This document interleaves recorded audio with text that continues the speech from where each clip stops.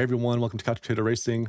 Over the past couple weeks, I have driven around 700 kilometers to redo all of the cars challenges that I had completed prior to the zero point 0.5 update. I wanted to get a feel for how the physics changes affected these cars and the force feedback, etc. So, for those of you that haven't been following along on the channel, I've been doing videos of myself completing these car challenges using the default car setups. And prior to the update, I had gotten through all of the car challenges that you see here up to the Lancia Delta. And so those are all the challenges that I redid in this past 2 weeks. And for the most part, I think the updates have been pretty great. Regarding my times, I was mostly able to improve after the update. I was able to improve most consistently on the front wheel drive cars I've driven so far, those being the Mini Cooper S, the Lancia Fulvia, and the Peugeot 208 rally car. And then after that, the all-wheel drive cars is where I had the next most consistency and improvements, those two being the I-20 and the Lancia Delta. And then the rear-wheel drive cars is where I saw the least consistency in improving my times. The rear-wheel drive cars I've driven so far on the challenge list are the Fiat 124 Barth, the Alfa Romeo 1300 Junior, and the Alpine A110. The rear-wheel drive cars are actually where I had the most trouble with the rain test. I was able to get gold just barely with the Alfa Romeo. On the Fiat and the Alpine A110, I couldn't get gold on those. I could only get silver. Um, the Fiat shows I have gold, but that's from like I think the zero point 0.2 version update, and after that they kind of had like a regression in the wet feel. So I was able to get gold, back on version 0.2, but I haven't been able to get gold on it since. Outside of those two, I was able to get gold across all the challenges I've completed so far. So yeah, pretty awesome. I do have a spreadsheet where I compiled the times that I had on the zero point 0.4 update and the times that I was able to achieve on the zero point 0.5 update with these cars. So let's go check that out. So here's the spreadsheet I created to kind of track my progress across the update on these challenges. So we have a column for the car challenge, and then the surface type for that challenge, the time I set before the update, time I set after the update, and this is kind of the time difference. And the ones highlighted in kind of this orange are the ones where I had like a slower time after the update, and then just a few notes here that I put. So you can see for most of them, I had pretty decent improvements, and just a few of them I had regressions on. Um, Regressions were mostly in the rear-wheel drive cars. So rear-wheel drive car here for the 1300 Junior, Alpine, and also the Fiat Abarth here had several regressions in my times. And then of note, or maybe not of note, but on the Lancia Delta, which is all-wheel drive, I was slower on the gravel surface challenges by a decent amount.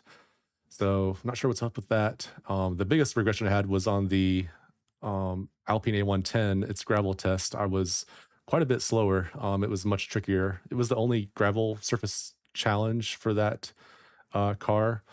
So all the other, the tarmac ones, I was mostly able to improve, except for the first one. Yeah. The biggest gains I had were on the range challenges. So, for example, here on the Fulvia, I was able to like gain like 21 seconds after the update. These are all default car setup times. And then I think on the Alfa Romeo 1300 Junior, I was able to gain like 24 seconds after the update, but I just barely got the gold on that one, like I mentioned before. But yeah, I think on all the range challenges, I saw improvements in times. So let's chat about the range changes. The wet tarmac is feeling much better after the update. I think we're getting close to the levels of grip that we had back when we were on 0.2. Not quite that level, but getting close to it. I think it feels pretty good right now the way it is. The rear-wheel drive cars are very challenging in the rain. I've never driven a rear-wheel drive car in real life in the rain, so I can't speak to if that's how it actually is, but it's very hard to get good times with rear-wheel drive cars right now. But maybe that's how it is in real life. Um, I do think maybe they should maybe adjust the times for some of those challenges, like the medal times, if that's actually how it's supposed to be, because it does feel a bit on the unachievable side to get gold on those rear-wheel drive cars right now. But I'm sure with car setup changes that could be a difference. I did try making car setup changes with the Alpine to try and achieve gold on the after the update, and I did probably about 20 to 30 runs with the Alpine with car setup changes, and I could not get gold. I improved my times quite a bit. I think ended up being like 1.2 seconds away from getting gold still. There were several people that had gotten gold, so they must have some different setup changes than I was doing, or maybe they know some like some cuts or something that you could do to get gold. But even with car setup changes, I couldn't even get gold on the Alpine A110 rain test. The ideal line is definitely more pronounced in this update, and I noticed that with the rain on the tarmac. If you kind of got outside of the ideal racing line, it was definitely a little bit slippier. Moving over to dry tarmac, the ideal line, I didn't notice it as much as I did in like the loose surfaces, like the rain, the snow, and the gravel. But it was subtle. There was like a little bit. You could kind of tell there was like a little bit less grip when you got outside of the ideal racing line on the dry tarmac. For the snow challenges, I was definitely able to feel the ideal line grip change. Like if you were on it, it was definitely grippier. If you got off of it, it was much slippier. I was actually able to get gold on the default car setups for all the car challenges I've done so far. So I hadn't been able to do that before the update. I think I only had gotten like maybe one or two cars into the gold on the snow challenges, but after the update, I was able to achieve it. So I was definitely finding more grip on the ideal line after the update. For gravel, that's probably where I saw the most changes in grip and like force feedback. The gravel felt a little more floaty than before, which I think is I've driven, on gravel before with all-wheel drive and front-wheel drive cars, and it is kind of a floaty feeling. And I definitely kind of felt that in the game now. And another improvement I saw there was like the texture, you can almost like feel the gravel under the car a lot more now, which I thought was pretty cool. The cars, since it's more floaty, the front wheel drive cars did feel a little more understeery, which I think is probably, I mean, I haven't driven like at race speeds on gravel, but that seems realistic to me. And for the most part, I was able to improve my times in the gravel. So I think I think it's pretty representative of what maybe it might be in real life. They did add the bulldoze effect. And what that is like when you're braking hard, um, there's like gravel piling up in front of the tires, and that helps slow down the car. That's something that they added in this update.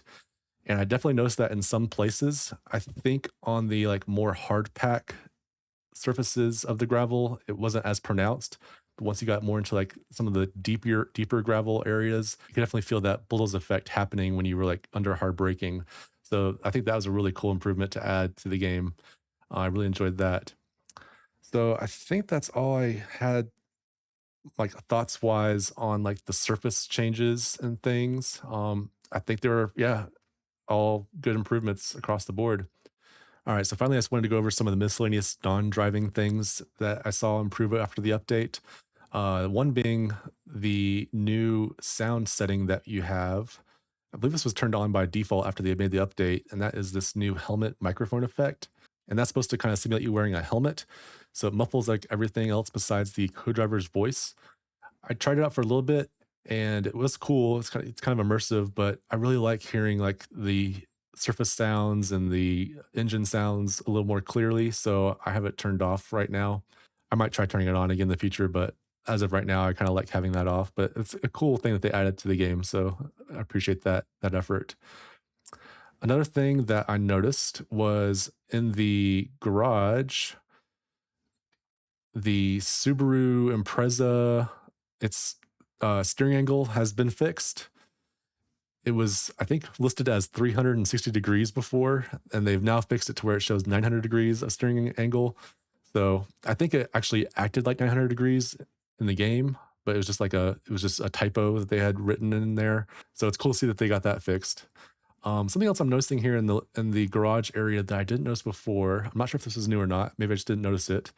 But over there on the right, you notice that they all show like liveries now. I looked at all of them and they all show one. I don't know if that was there before the update or not, but if it wasn't, it seems to indicate to me that they're planning on providing more liveries for us to have on these cars, which would be pretty cool. I believe right now you can get like custom third party ones. I haven't tried it, but I've seen videos of other people like having like these custom liveries. And I think they're just like third party ones that they've downloaded from some websites. But yeah, it'd be pretty cool if we could like change the livery of these cars. But they all show one right now. But yeah, maybe something to look forward to in future updates is more liveries.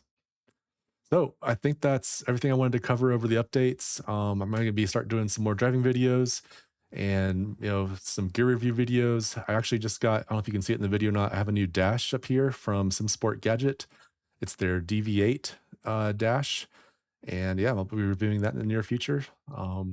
If you like this video, please like, subscribe, and comment, and follow along for more Assetto Corsa Rally content. Have a great day. See ya.